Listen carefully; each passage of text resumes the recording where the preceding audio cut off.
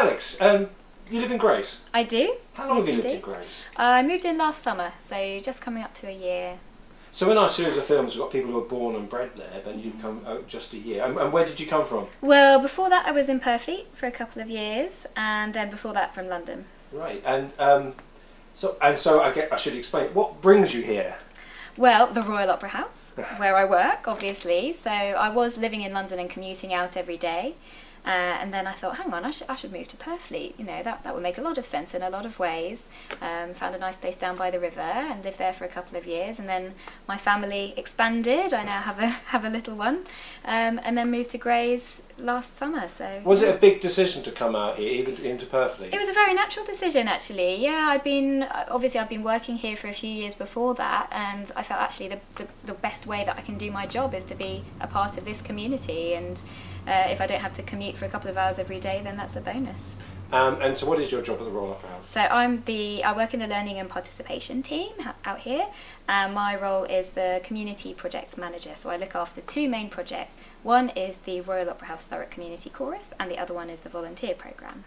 So even though we're here to talk about Grays, the Thurrock Community Chorus has been a real success story in this borough, hasn't it? It has been about bringing a community together, hasn't it? Absolutely, absolutely. And I think that's one of the things that I love so much about this area. I think the community chorus really encapsulates that feeling of people from all walks of life, all ages, coming together to create something that is bigger and better than any one of us could be individually. Why do you think the Royal Opera House has been a success here in Thurrock?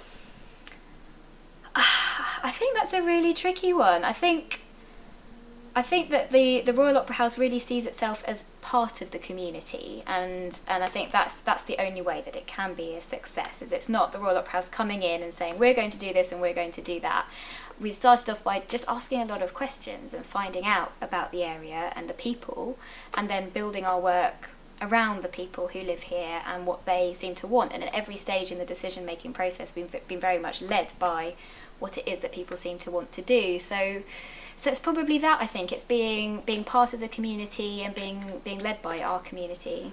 So you're living in Grays now.